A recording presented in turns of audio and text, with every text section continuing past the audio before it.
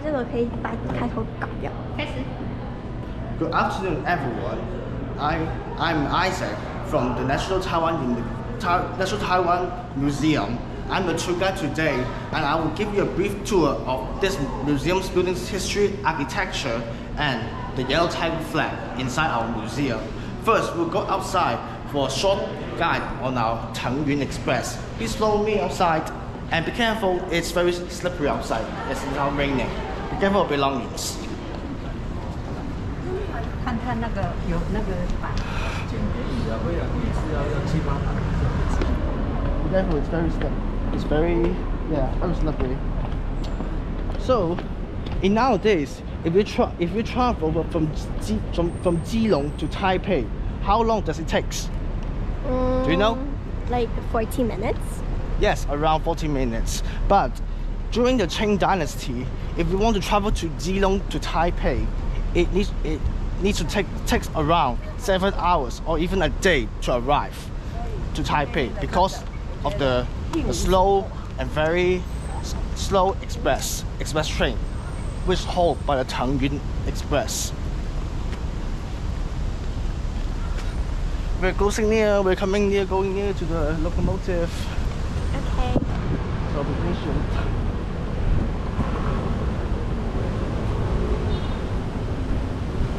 So here on your left hand side is what the Tangyuan locomotive I mentioned before.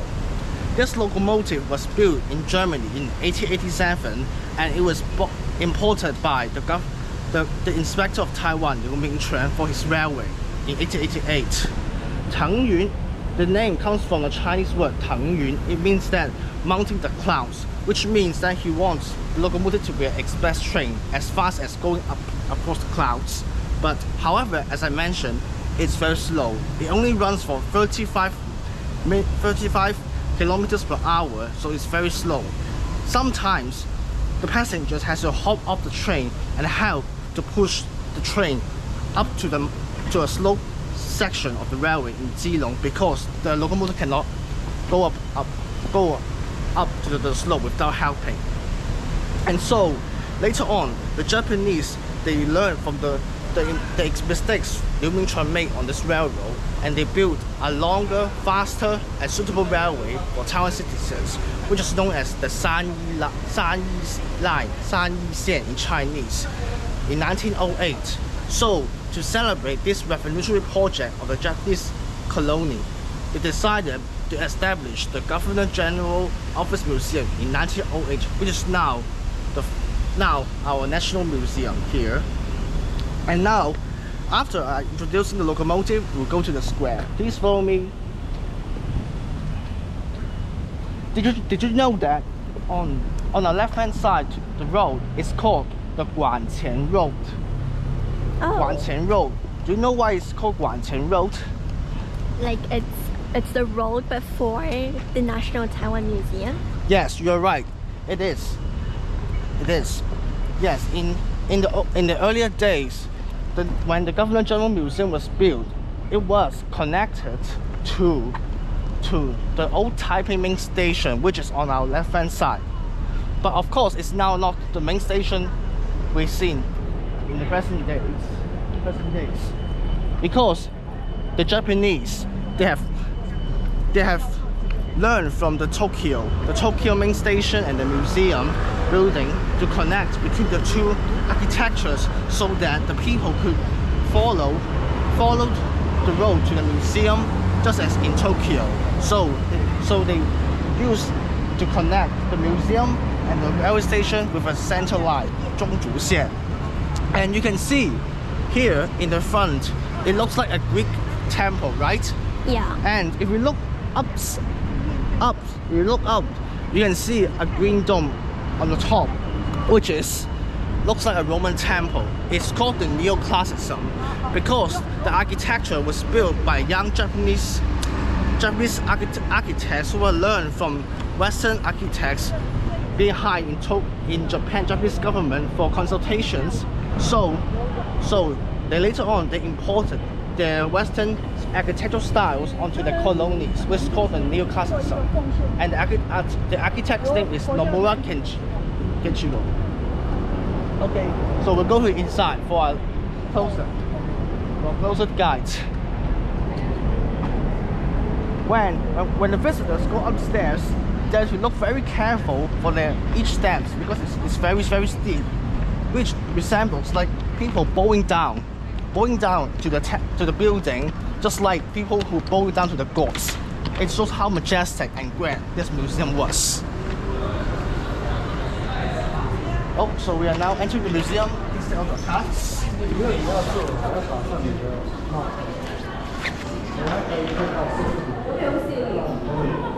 没办法，我知道，我跟你讲，他一定是走开，他不知道3点钟还有。哎，这边，哎，对，要动一下。对，要动一下。哎，他的厘米就。Okay, everyone. So now we're inside the entrance hall of the National Taiwan Museum. You can see inside the interior, it is also in a neoclassicism style architecture, which is you see some Dorian, some Corinthian style pillars and Doric pillars. The Corinthian is built with a canvas leaves, which is a decorations in the normal Greek buildings, and also you can see the pillars. And all the buildings, they not only built in neoclassicism, but also built with reinforced concrete because Taiwan is frequent earthquake occurrence. So the Japanese use this revolutionary building techniques to reinforce the building from being collapsed. On the two sides, you can see there are two vases, right? The two vases here, the left side and the right side. These vases were originally placed the statues of Nomura, of Kodama Gendaro, the Governor General, and Goto Shinbei, the civil administrator in Taiwan, to commemorate for the actions. Kodama Gendaro, he was an army general, so he mostly deal with the army issues, and Goto Shinbei, he's mostly deal with the civil issues in Taiwan. And he is also known for the biological rule, which separates Taiwanese and Japanese people, which is looked at some racism in nowadays. It's controversial. And to commemorate the two officials' contribution to colony in the dome, the window on the top, and the lamps, the lamps, they're decorated with the Gunbai emblem of Kodama Gentaro and the vine leaves of Goto Shinbei. Because of their family names and their military origins, and they were civil organizers. As you see here, the staircase below is made of imported marble. However, if we look upstairs closely, these walls are built with plastics. Why where the wall was built in plaster is because the fund for building the museum is raised from the public, but the amount of the money raised, they cannot afford for more marble, so they use plaster instead of marbles to build the wall. And you can see here, this is a blue arch window from France originally, and it was decorated with tropical fruits. Pineapple, bananas, guavas, etc., which resembles Japanese stereotype of Taiwan being a tropical island. They also originally built a corridor of the museum building for ventilation because of the hot weather outside. But now the corridor was closed because there was no much space for exhibition, so they had to close the corridor. There are also some coconut trees or palm trees outside, which is imported from the USA to also reinforce the stereotype that the Taiwan island is a tropical island in the East Asia for Japan. And you can see here is also some Corinthian style pillars, which are all decorated in canvas leaves. And now we're going to for a very important treasure of a museum, a yellow tiger flag. Please follow me.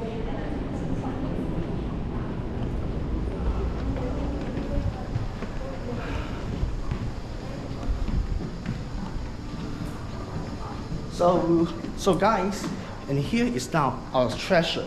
This is our treasure, the yellow tiger flag. this tiger flag was the flag of the Formosan Republic, which existed from May 1895 to October 1895, the same year, which only lasts for 5 months. It was established by some local gantries and Qing officials hoping to resist the results of the Treaty of Shimonoseki because the treaty required the Qing government had to cede Penghu and Taiwan to the Japanese. Originally, the flag has 3 types. One is a Taipei flag. The second one is a Dam Shui flag, and the third one is the Keelung flag. The first one, which is the Taipei flag, was hoisted outside the Taipei city walls, but it was later damaged by heavy weather and it was destroyed or lost. The second one was intended to be hoisted in the Dam Shui customs, Dam Shui Haiguan, which is known in Chinese. But however, the customs did not recognize the Formosan Republic because it's not a legitimate successor to the Qing government. So they decided to take off the flag instead. And when the Japanese landed on Taiwan in 1895, one of the foreign officials of the Dam Shui customs, he decided to take down the second flag as his personal collection and took it back to Britain, and also become lost and could not be found. The third one was raised in Keelung Fortress, but however, it was captured by the Japanese army during the 1895 war of the Japanese against the Taiwanese resistance. The Japanese took the third flag, which is as a war booty, and brought it back to the Tokyo Palace and become one of its royal collections of the Tokyo Palace. However, the palace was not being able to be visited by local civilians in Japanese, and could be only visited by important visitors to the royal family. So this flag was also since lost since after World War II. The collection where the third flag is located is in the Sun Tian Fu, which is a museum which houses the booty collected from the Sino-Japanese War in 1894 to 1995. Okay, you see here, this flag is actually a 1909 copy created by a Japanese artist called Unte Takahashi, which after he sought permission from the royal palace in Tokyo, he created a copy of the original third flag of the yellow tiger yellow flag.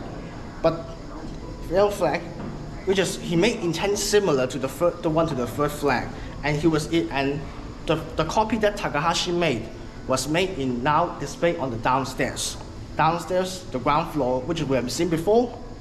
And this blue flag is created in the 1950s.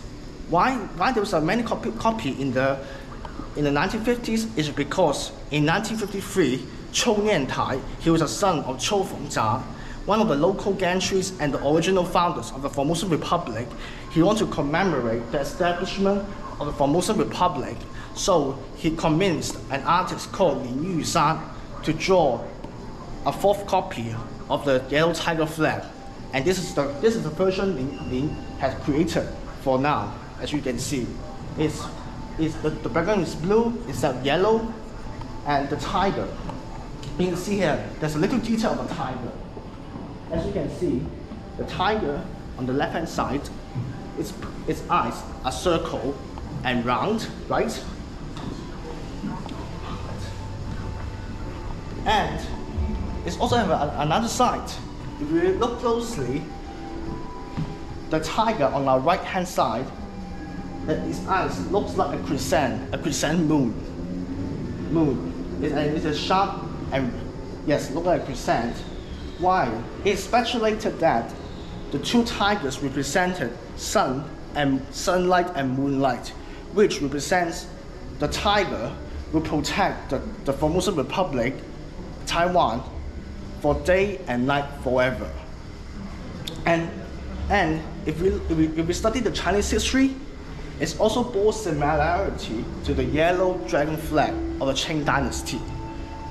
The dragon on the yellow flag of Qing dynasty is also looking towards the sky, and it also has two sides, and it's also represented for day and light, which means they hope the dragon will protect their land forever, just as the Qing dynasty.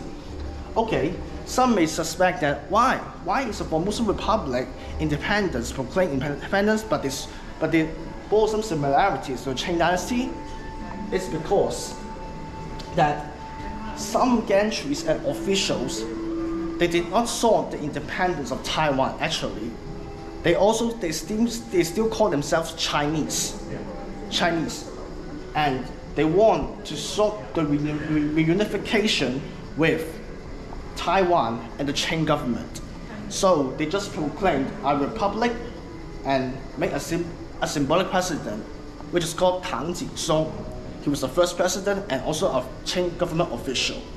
But however, as I said, the Taiwan Republic only lasts for five months. After the Japanese landed on Tainan, which is also the capital of the Formosan Republic, all of the officials, such as Tang Jin-song and Chou Fengjia, they also ran away back to China and never returned. So the resistance was very small. And also, as I mentioned, although some gantries supported the independence of Formosan Republic, most of them did not.